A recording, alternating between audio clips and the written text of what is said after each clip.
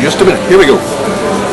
The increasing scope of world organization and the increasing industrialization and energy consumption on which it depends have been taken by Western man to virtually define social evolution and progress.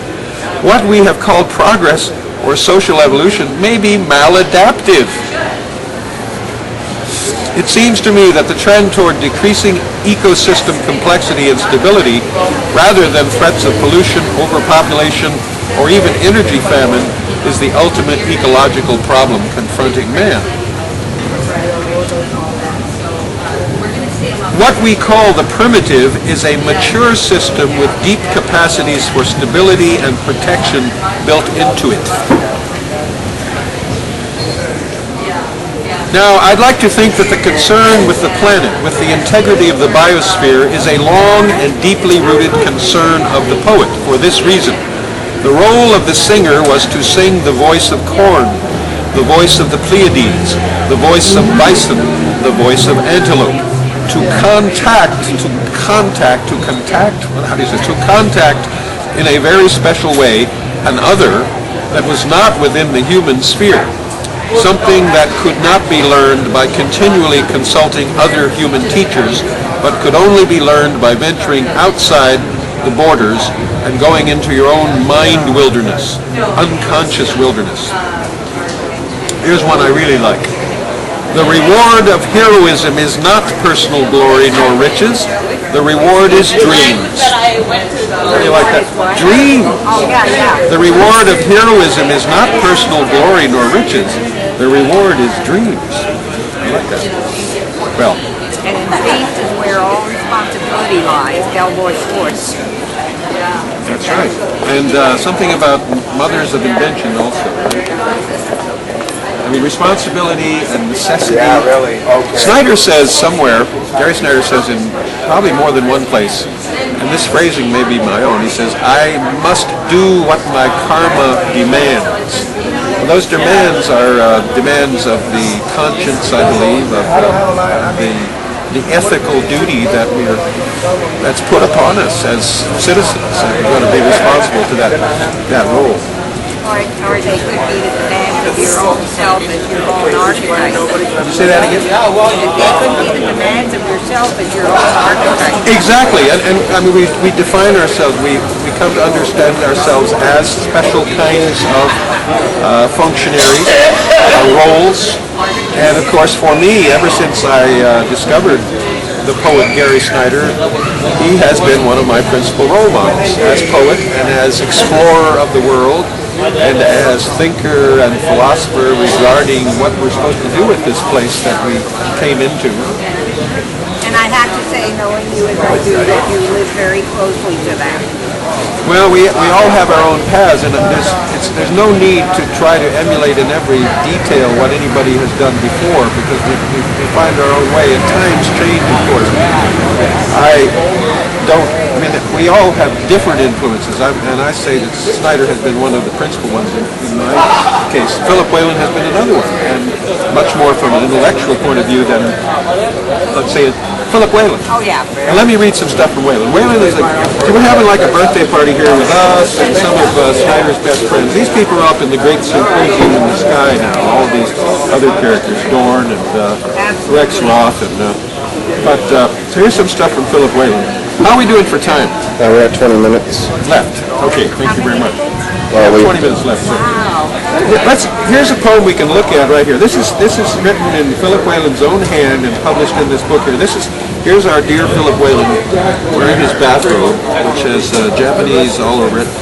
Philip Whalen was, at the end of his life, the abbot of the Hartford Zen Center at 57 Hartford Street in the Castro district of San Francisco. It is the Zen Center that caters to the gay and lesbian community that is geographically centered around that zone.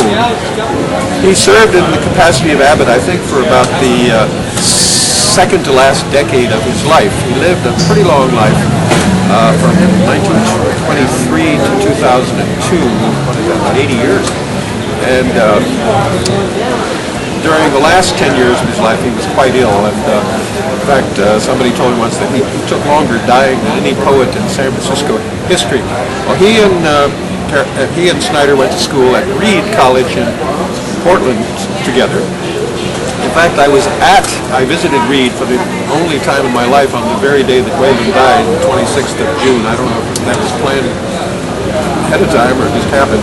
Let's look at this poem. And I mean look at this poem because it's written by Whalen himself, and this is such an important poem. I'm going to read it out loud after you read it to yourself. That's probably enough.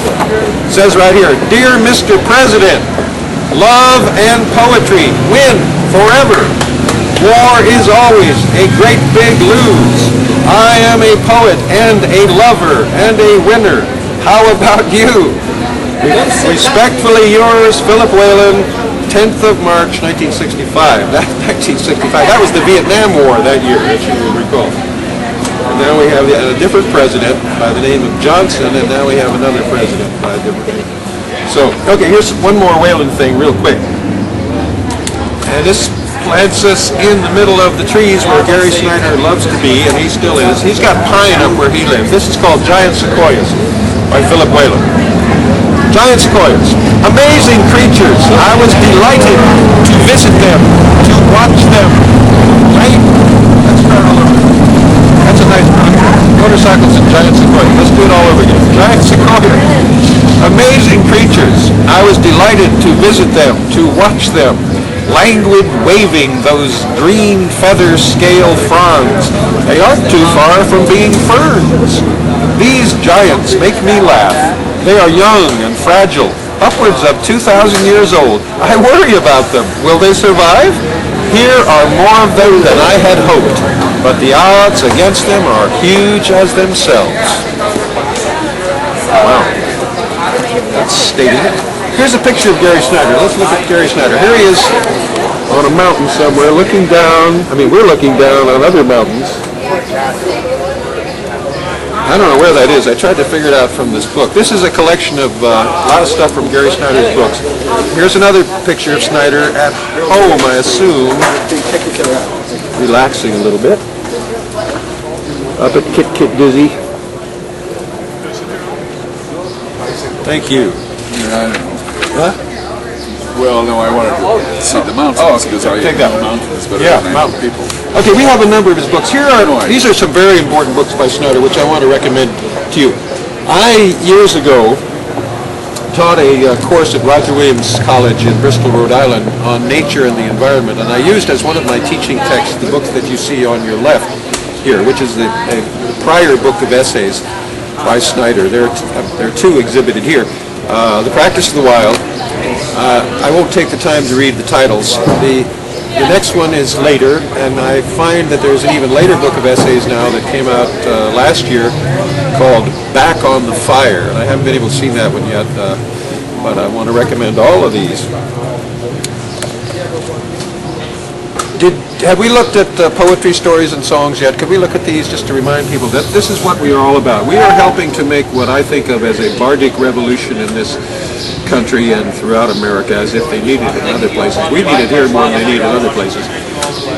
I have said and will say again, what this country needs is more talk and more of the aesthetic outgrowths of talk, namely poetry, stories, and songs. And if we can accomplish these four linguistic estates, shall we say, in some better way, I believe it'll bring us to a better sense of social and political community. And let's remind everybody of this one, which may not have been displayed yet. I don't know if you did this already. There it is, one more time. And